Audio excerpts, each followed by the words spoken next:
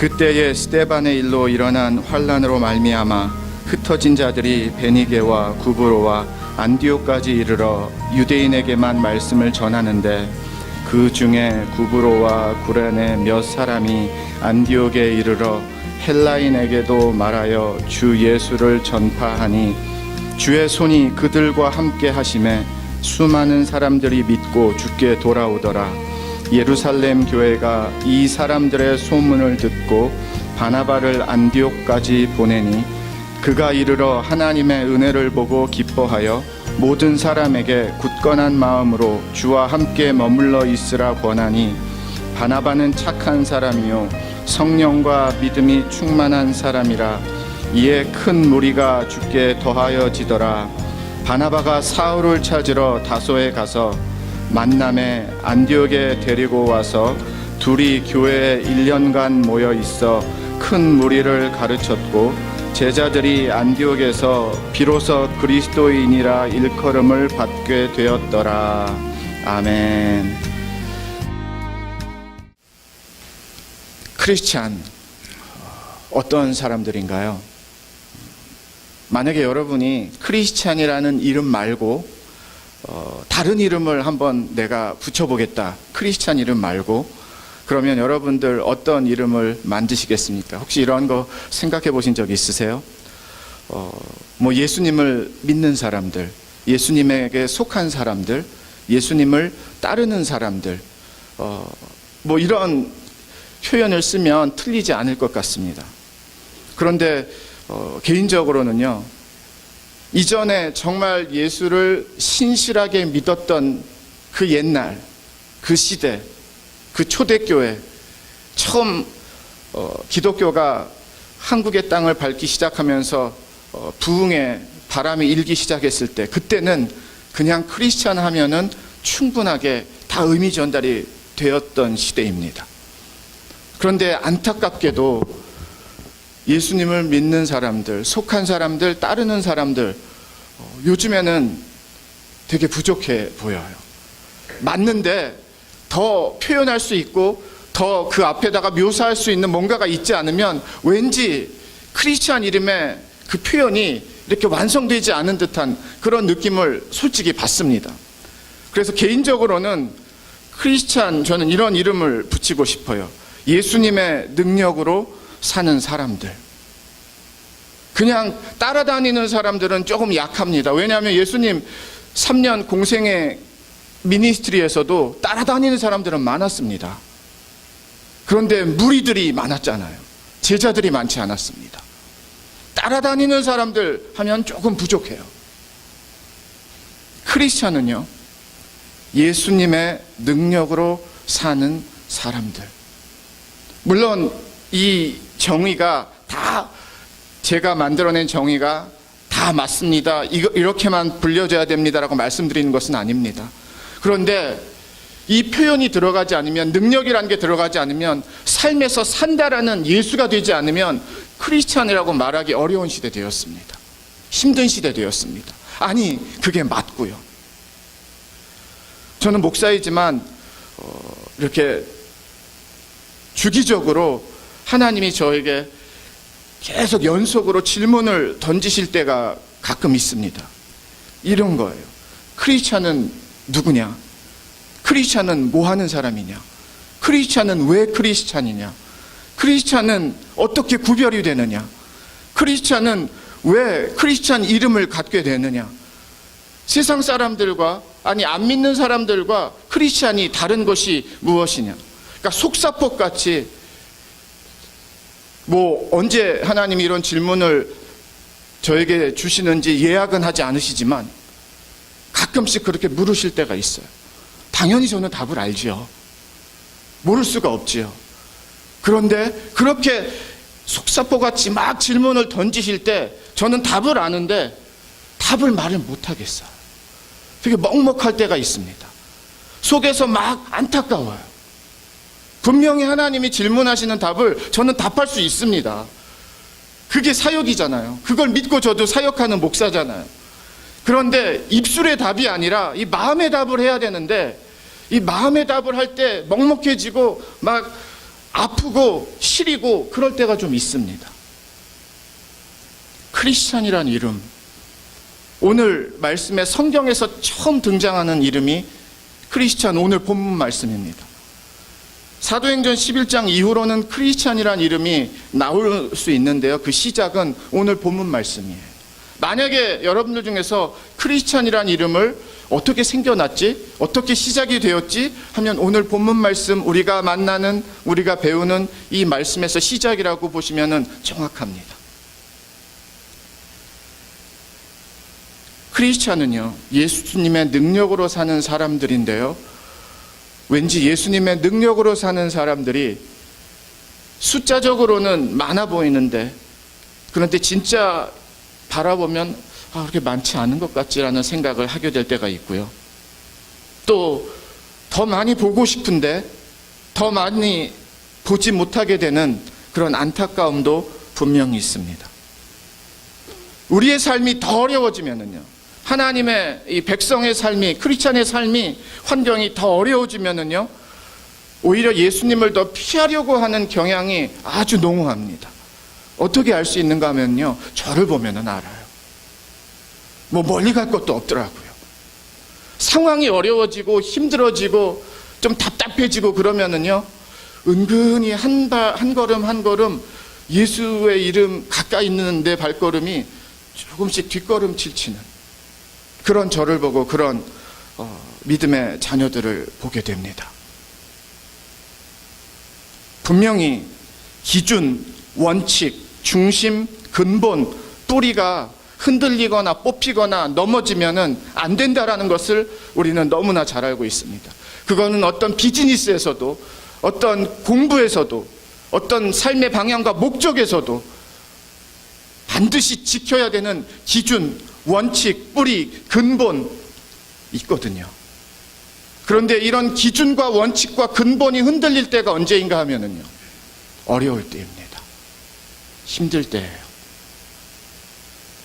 다 지키고 싶은데 너무 어려우니까 타협을 하고, 잘못된 것을 섞고, 값싼 것을 섞고, 쉬운 것을 섞고, 세상이 좋아하는 것을 섞고, 조금 눈가림할 수 있는 것을 섞고, 그런 게 우리 삶에 은근히 많이 팽배해 있습니다. 예수 그리스도도 마찬가지예요. 지금 조금은 어려운 삶의 고비 가운데, 상황 가운데, 환경 가운데 걸어가시는 그런 성도님들 계십니까? 그러면 오늘 말씀은 바로 여러분들을 위한 말씀이에요. 우리는 평탄한 인생을 원하고 삶을 원합니다. 그런데 인생은 우리에게 그렇게 다 주지 않아요. 분명히 어려울 때가 있고 고비가 있습니다. 정말 힘들 때가 있고 어려울 때가 있어요. 그럴 때에 크리스찬이라는 이 기준, 원칙, 근본, 중심, 뿌리, 여러분들은 어떻게 지키셨습니까?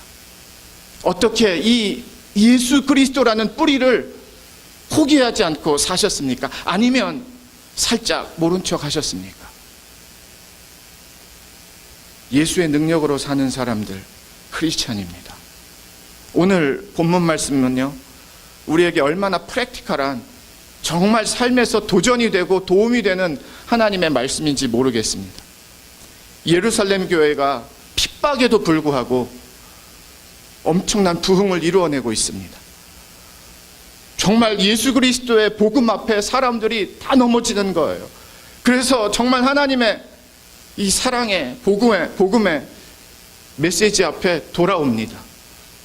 예루살렘 교회가 정말 짧은 시간에 부흥하고요, 그 성도들의 삶이 변하기 시작을 합니다. 아시잖아요. 그냥 막 하나님 앞에 나오는 걸음들, 모이기에 힘썼더라. 그게 교제의 모임이 아니라 예수를 고백하고 찬양하고 떡을 나누고 포도주를 나눈 거거든요. 그렇게 부흥이 되니까요, 핍박이 점점 심해지기 시작을 합니다. 우리가 잘 알듯이 그래서 첫 번째 순교자 스데반 집사님이 순교를 당하세요. 뭐 처참하게 순교를 당하시는데 순교의 장면에서는 절대로 처참하게 순교당하지 않으시죠. 하나님 앞에 영광으로 나아가시죠. 그 사건이 기폭제가 돼가지고요, 예수를 믿는 사람, 그 당시에는 크리스찬이라는 이름이 없었습니다. 그냥 예수를 믿는 사람들을 잡아서 감옥에 가두기도 하고요, 잡아서 뭐 돌로 쳐 심하게는 죽이기도 하고요. 하여튼 뭐 물불을 가리지 않고 이제 난리가 났습니다. 예수를 믿는 사람들이라고 하면 막 잡아 끌어오는 거예요.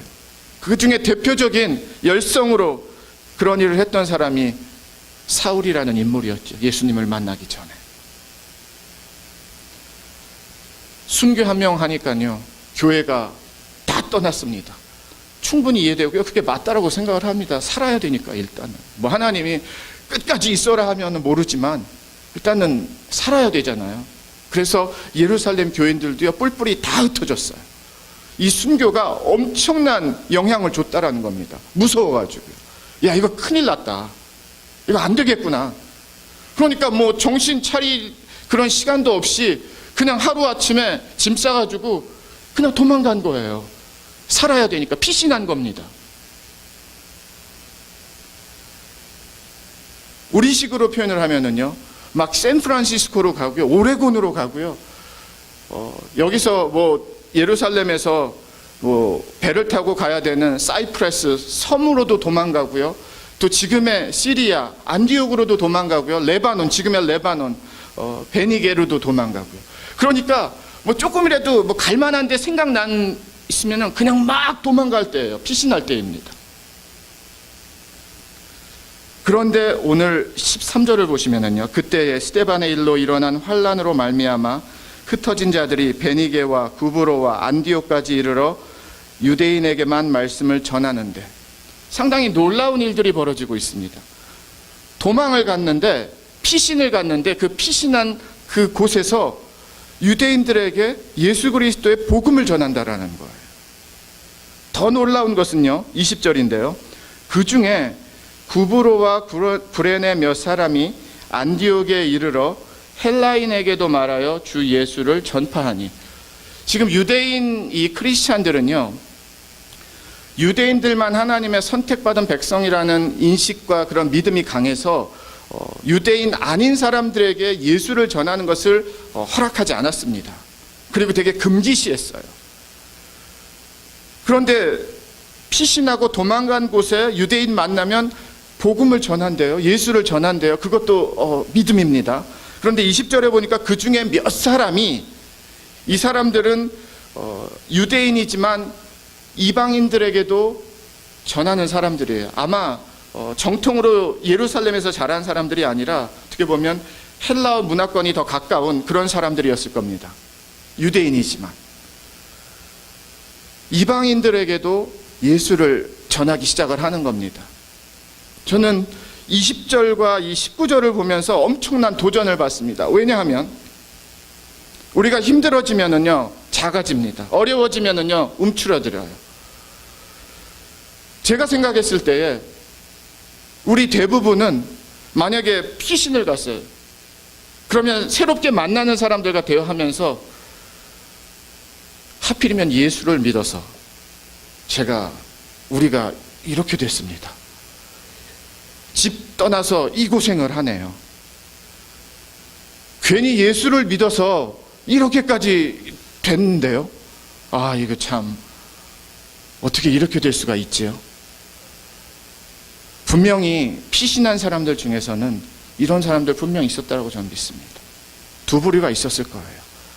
쓸데없이 예수 믿어가지고 이 고생을 하네요. 괜히 예수 믿어가지고 이렇게 어려움만 당하네요. 집에 떠나서 편안하게 자지도 못하고 먹지도 못하고 이게 뭡니까? 아, 큰일 났네요. 여러분은 어떻다고 생각하십니까? 그냥 옆 동네로 살짝 피신 간 거 아니고요, 다른 나라로 도망간 거예요. 예수 믿는 것 때문에, 예수님 따라다니는 것 때문에, 예배 드리는 것 때문에. 그래서 갔으면 되게 불만이 많을 것 같지 않으세요? 되게 그게 우리하고 맞는 그런 대화가 아닐까요? 왜 하필 그냥 가만히 있으면 중간이나 가는데 예수를 믿어가지고 사서 고생을 하게 됐네요. 그런데 19절과 20절에 이 사람들이 누군지 모르겠는데요, 이 사람들은 거기서도 예수를 전합니다. 왜 하필 예수를 믿어서 이 고생을 하냐가 아니라 예수 믿으세요. 예수가 진짜입니다. 예수가 당신을 사랑합니다. 하나님이 당신을 사랑합니다. 놀라운 믿음의 반전이 이루어지는 장면입니다. 몇 사람, 이 사람들은 정말 대단한 사람들이에요. 분명히 금기시 되어 있는데 이방인들에게 전하는 것이. 오늘 본문 전에 그래서 베드로가 고넬료 만났다가 곤욕을 치르는 장면이 나옵니다. 최고의 리더인데 리더가 신문을 갖고 있어요. 또 다른 리더들한테 어떻게 된 일이냐. 그 정도로 이방인과의 만남과 접촉, 복음을 전하는 게 상당히 폐쇄적이고 막혀 있었던 시대인데, 그런 상황인데 유대인이 아닌 사람들에게 예수를 전하네요. 그것도 자기 집에서 편안하게 초대해가지고 전하는 것이 아니라 도망간 지역에서, 피신한 지역에서 예수를 믿으세요라고, 예수를 믿으셔야 됩니다라고, 예수 그리스도가 진짜입니다라고. 정말 도전이 됩니다.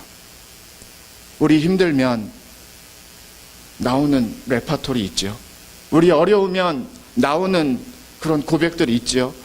크게 말하지 못하지만 속으로 이렇게 저렇게 하나님 좀 괴롭히면서 나아가는 것 있죠. 어려울고 힘들면 얼마든지 그런 고백 가능합니다. 그런데 오늘 본문 말씀을 통해서 이 사람들은 예수를 따르는 사람들인데, 아직 크리스찬 이름의 사람들은 아니지만 예수를 믿는 사람들인데, 이 사람들의 이 몇 사람의 믿음은 달라 보여요. 분명히 달라 보입니다. 우리의 믿음보다, 우리의 믿음과. 충분히 신세 한탄하고 이게 어떻게 된 건가, 손해야. 예수 믿지 마세요. 손해봅니다. 우리 보세요. 이 모양이 되었습니다. 그런데 성경은 그런 고백하는 사람들의 이야기를 성경에 담지 않고요, 타지의 도망을 갖고 다른 나라의 도망을 피신한 사람들이 예수를 전합니다. 이 예수 때문이 아니라 그래도 우리가 이렇게 어려움이 있지만 그래도 우리는 예수를 전합니다. 왜냐하면 진짜 예수님이 좋기 때문입니다. 진짜 예수님이 나의 주님이기 때문입니다. 어려운 거 맞는데요, 힘든 거 맞는데요, 고생하는 거 맞는데요, 그것보다 예수 그리스도를 믿는 것 때문에 누리는, 받는, 경험하는 그 사랑과 은혜가 더 놀랍습니다. 예수를 믿는 사람이 이런 핍박과 어려움 가운데 압도당할 것 같은데요, 진짜 예수를 믿는 사람들의 믿음이 살아나기 시작을 하면은요, 어떤 환경과 어려움 속에서도 예수의 이름은 살아나게 되어 있습니다. 오늘 말씀을 통해서 저는 여러분들에게 예수의 이름을 드리고 싶습니다. 예수의 이름의 능력을 드리고 싶습니다. 어려우면 우리는 어려운 대로만 생각하고요, 힘들면 힘든 대로만 생각하는데요, 오늘의 말씀의 가르침 무엇입니까? 어려울수록 예수를 더 섬기라는 뜻이에요. 어려울수록 예수를 더 찾으라는 뜻이에요. 어려울수록 더 예수를 위해 살라라는 뜻입니다. 그러면 그 믿음이 우리의 어려움을 그냥 이기게 해주는 능력이 되는 거예요. 어려울수록 움츠러드는 것이 아니라, 작아지는 것이 아니라, 모자라는 것이 아니라, 숨어지는 것이 아니라, 어려울수록 예수를 더 섬기는 거예요. 예수를 더 위해 사는 거예요. 이 사람들 보세요. 다른 일 할 거 얼마나 많았겠습니까? 이것 챙겨야 되고 저것 챙겨야 되고 새롭게 출발해야 되고 이것도 준비해야 되고 진행해야 되고 물론 그런 일들도 있을 거예요. 그런데 성경이 뭐를 가르쳐주고 있어요? 어려울수록, 힘들수록 예수를 위해 사니까 바로 그 현장에 21절 보니까요, 주의 손이 그들과 함께 하심에, 그 현장이 예수의 손이 되었습니다. 주님의 손이 되었어요. 하나님의 능력의 손이 되었어요. 하나님이 함께 하시는 손이 되었어요. 왜 하필이 아니라 하나님 이곳에서도 예수를 전합니다. 저를 사용하여 주시옵소서. 이 환경에서도 나는 예수를 믿습니다. 예수 그리스도를 인정합니다. 주님을 나누겠습니다. 주님의 이름을 선포합니다. 그럴 때에 주의 손이 그들과 함께 하심에 놀랍지 않으세요?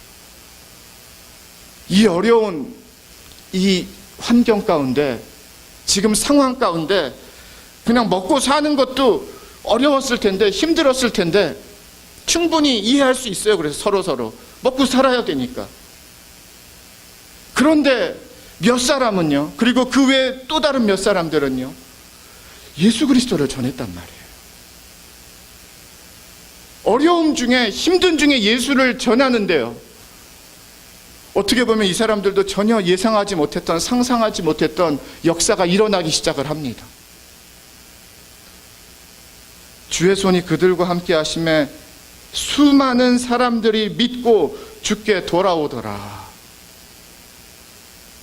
이걸 어떻게 사람이 설명할 수 있겠습니까? 이 사람들 계획한 거 아니었거든요. 전략 짜고 막 미리부터 준비해서 우리 이렇게 나갈 거다 하지 않고요, 그냥 한순간에 흩어져 버렸어요. 그런데 그 흩어진 곳에서 진짜 예수를 따르고 예수를 믿는 사람들이 어떻게 사는지를 이 삶을 통해서 가르쳐주는 말씀입니다. 진짜구나. 진짜구나. 왜 진짜예요?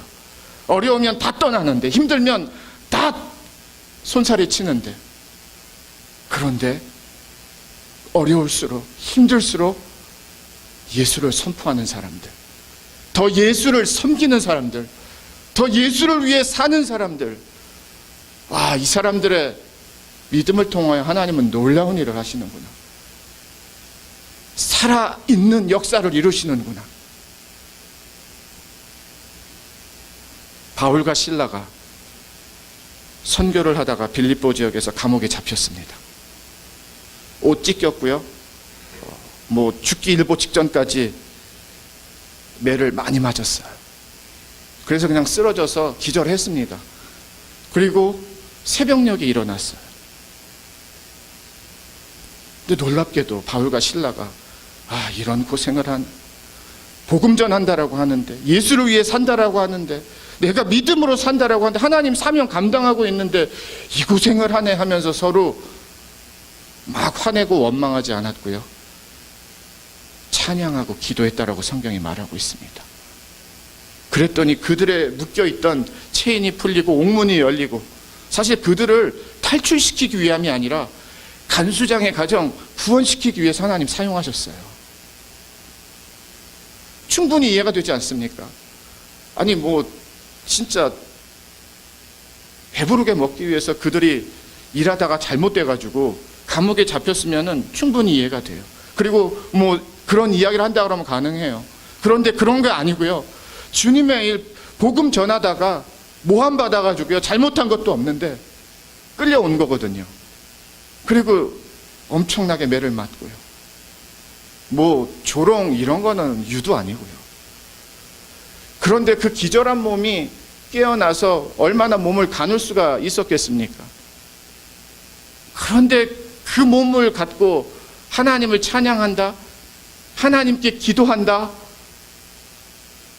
정말 다른 사람들이에요. 대단한 사람들이에요. 왜?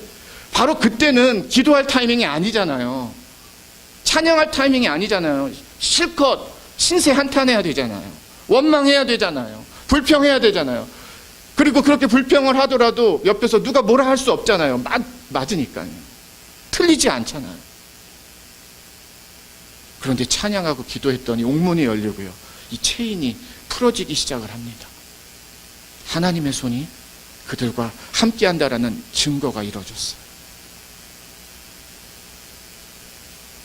우리의 삶을 한번 오늘의 말씀에 비춰서 돌아보았으면 좋겠습니다. 어려우세요? 힘드세요?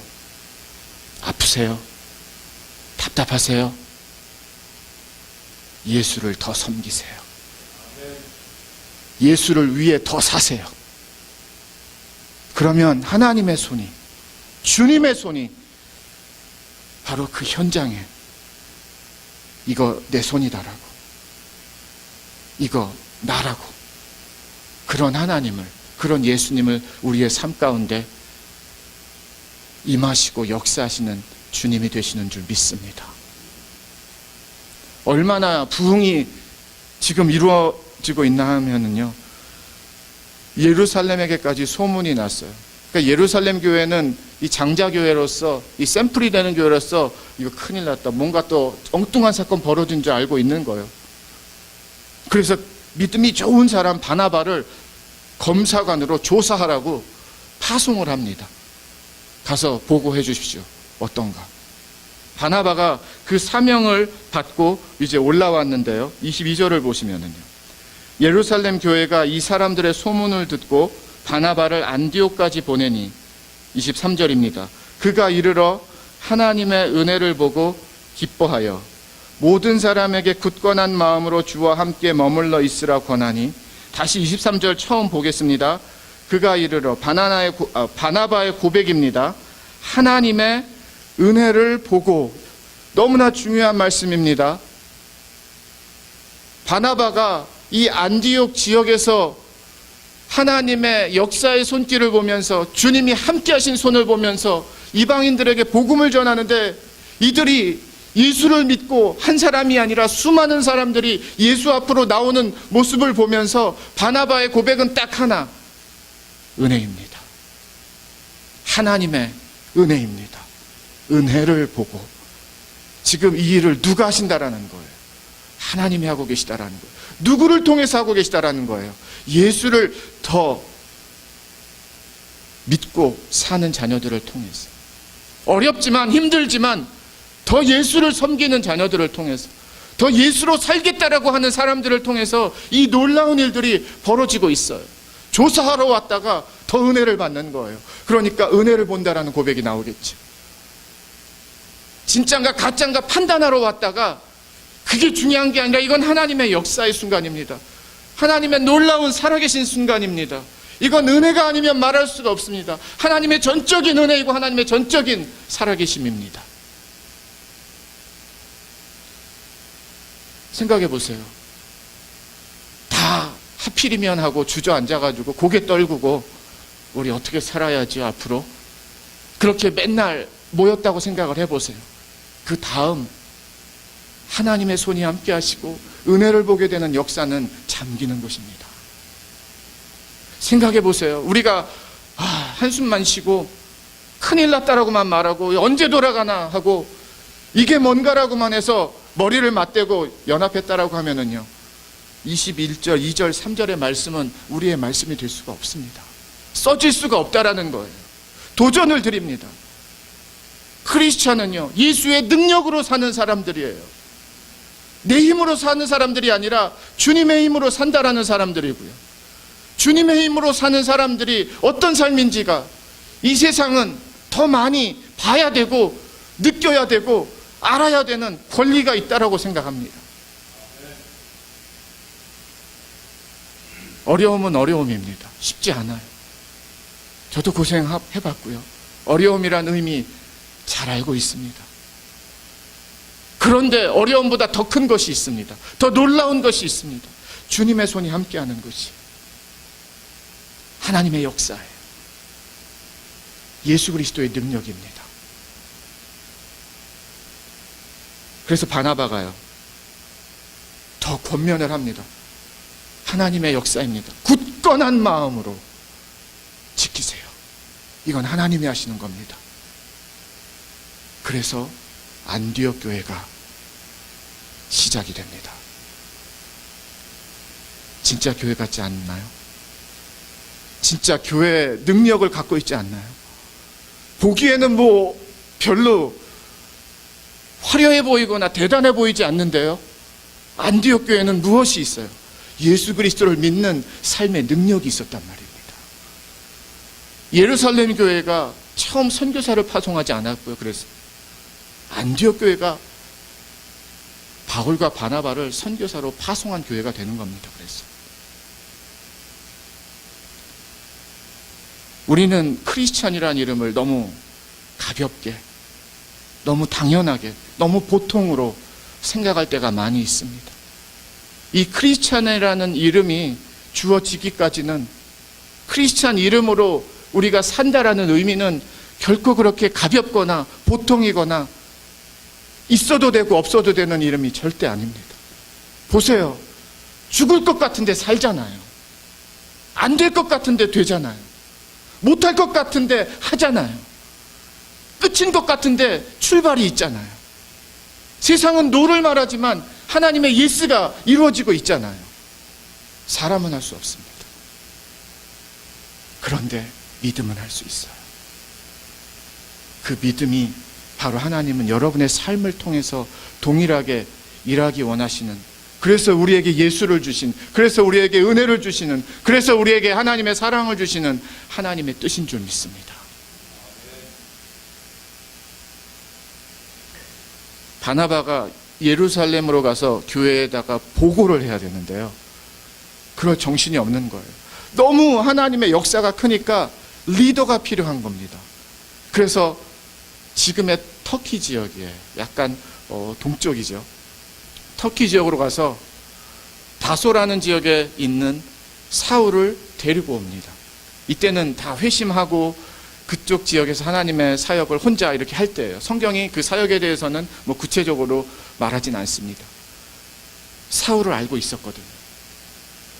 당장 다소로 가서 사울을 데리고 와서 1년 동안 복음만 전한 거예요. 하나님의 말씀 선포했습니다. 그냥 밤낮으로 했겠죠. 계속 몰려오니까요. 하나님의 말씀이 고픈 거예요. 은혜가 고픈 거예요. 생명이 고픈 거예요. 그러니까 뭐 잠자지 못하고 1년 동안 바나바와 이 바울은요, 그 외에 리더들이 있었겠죠. 하나님 말씀 선포했습니다. 복음 전했어요. 그랬더니 25절과 26절인데요. 바나바가 사울을 찾으러 다소에 가서 만남에 안디옥에 데리고 와서 둘이 교회에 1년간 모여 있어 큰 무리를 가르쳤고, 그 다음 보세요. 제자들이 안디옥에서 비로소 그리스도인이라 일컬음을 받게 되었더라. 제자들이 비로소 그리스도인이라.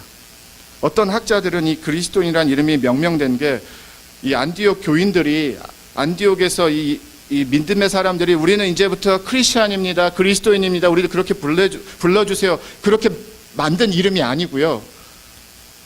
주변 사람들이, 안 믿는 사람들이, 이 동네 사람들이, 아직 예수를 만나지 못한 사람들이 저 사람들 예수 사람들이네 라는 이름을 붙인 거예요. 그래서 몇몇 학자들은요, 이게 하나의 좀 비판적인, 아니면 되게 가벼운, 조롱하는 듯한 이름으로 붙여졌다라고 보는 학자들도 있습니다. 그런데 저는 그렇게 보지 않아요. 왜 그런가 하면, 우리가 무관심하면은요, 이름 붙이고 할 것도 없어요. 일단은 관심이 있어야 이름을 붙여주든지 별명을 붙여주든지 합니다. 둘 중에 하나예요. 되게 어리석고 한심하고 정말 쓸데없는 사람들과 같이 모였으면은 그렇게 비하하면서 예수의 사람들, 그리스도인이라고 할 수 있어요. 그런데 지금 안디옥 지역에서 일어나고 있는 상황을 보세요. 벌어지고 있는 사건들을 보세요. 가정에서, 부모에서, 자녀들에게서 지금 달라진 삶의 변화나 모습을 보세요. 그런데 주변 사람들이 비하하면서 예수 그리스도, 그리스도인들 뭐 이렇게 말했겠어요? 그렇지 않아요. 달랐다라는 겁니다. 뭔가 달랐다라는 거예요. 다름이 보였다라는 거예요. 구별이 되었다라는 거예요. 그리스도인, 예수의 사람들, 예수를 믿는 사람들, 예수로 구별된 사람들, 예수가 주가 되는 사람들, 물론 더한 표현이 되는 거지만 중요한 것은 예수를 믿는 사람들이 이렇구나. 당신들은 이제부터 크리스찬이라고 부르겠습니다. 그게 무슨 이름이에요 했을 거야 아마 안디옥 교회에서는. 우리가 이렇게 이름을 붙입니다. 우리가 이제부터 크리스찬이니까 우리를 크리스찬으로 불러주세요가 크리스찬의 이름의 시작이 아닙니다. 다른 사람이 나를 크리스찬이라고 불러주는 거예요. 저는 그게 믿음의 능력이라고 믿습니다. 예수를 믿는 능력이, 그런 능력이 있다라고 믿습니다. 말로써 우리가 나는 크리스찬이야, 나는 크리스찬이야가 중요하지 않아요. 이제는 그런 거 믿지도 않아요. 이제는 그런 거 사람들이 관심 없어요. 그런데 진짜 크리스찬은 주변에서 당신 크리스찬이네요, 크리스찬 같습니다, 크리스찬이신가요? 다릅니다. 다르네요. 의외입니다. 이렇게 사는 분도 계시다니. 보통 크리스찬들이 스페셜한 누군 몇 사람이 아니라 보통 크리스찬들이 들어야 되는, 저는 고백인 줄 믿습니다. 말씀을 정리하겠습니다. 크리스찬이란 이름은 힘들다 하면은 거기에 무너지고요, 어렵다 하면 거기에 그냥 압도당해서 쓰러지고요, 고생이네 하면은 거기서 바로 포기해버리고요, 상황이 너무 나에게 불리하면 여기까지인가 보다 믿음은 하고서 그냥 한번 내가 해봐야지 하고, 그런 사람들이 크리스찬이 아닙니다. 성경에 써있는, 사도행전에 써있는 크리스찬들은요, 그런 크리스찬 아니었어요. 오히려 어려우면 어려울수록, 힘들면 힘들수록 예수를 위해서 더 살았습니다. 처음은 여러분의 삶에서 여러분 자신에게 예수를 선포하세요. 어려울수록 나는 크리스찬이다, 나는 예수의 사람이다, 나는 예수의 능력으로 사는 사람이다, 나는 예수의 능력으로 살 수 있는 사람이다. 먼저는 나에게 선포를 하세요. 그리고 그 다음에 주변으로 나누세요. 어려워도 나누세요. 힘들어도 나누세요. 예수밖에 없다라고, 주님은 진짜라고. 그러는 중에 믿음을 포기하지 않고 예수의 이름을 포기하지 않고 사는 중에, 언젠지는 모르지만, 어떤 방법인지는 모르지만 주님의 손이 함께 하시고 하나님의 역사가 함께 하시는 그 상황으로 우리를 인도해 주시고 우리를 이끌어 주시는 그 주님을 만나게 되는 줄 믿습니다. 그건 진짜잖아요. 크리스찬들 배 따뜻하고 배부를 때만 크리스찬이고, 크리스찬들 배고프고 어려울 땐 크리스찬들 아니라고 그런 소리 못 하잖아요, 세상. 진짜 크리스찬이구나, 항상 크리스찬이구나, 언제나 크리스찬이구나. 이 그리스도인이라는 이름이 저와 여러분의 삶에서 여전히 하나님이 사용하시는 이름이 되기를 주님의 이름으로 축원을 드립니다. 충분히 우리는 주님이 여러분에게, 저에게 물으실 때 크리스찬이 누구냐, 뭐 하는 사람이냐, 왜 다른데, 무엇이 다른데, 어디서 그 이름이 왔느냐, 그 이름이 어떤 의미를 갖고 있느냐, 그렇게 주님이 여러분들에게 물으실 때 오늘의 이 말씀의 배움을 갖고 주님에게 삶에서 답할 수 있는 저와 여러분이 되기를 주님의 이름으로 축원을 드립니다. 어려우시죠? 힘드시죠? 더 예수님을 섬기세요. 더 예수님을 위해서 사세요. 그게 무엇인지 모르시겠다고요? 더 은혜 앞으로 나오세요. 더 예배 앞으로 나오세요. 더 기도 앞으로 나오세요. 주님이 인도해 주실 거예요. 더 예수를 위해 살 수 있도록. 그리고 예수를 위해 사는 하나님의 자녀들, 주님이 책임져 주십니다. 저는 그 정도의 주님을 우리의 삶에서 모두가 고백할 수 있는 예수님이 되시기를 마지막으로 주님의 이름으로 축원을 드립니다. 기도하겠습니다. 예수님만을 생각하는 교회 발란시아 산목교회는 25,222 와일리 캐년 로드에 있으며 전화번호 661-219-5434, 웹사이트는 www.샘물.org입니다.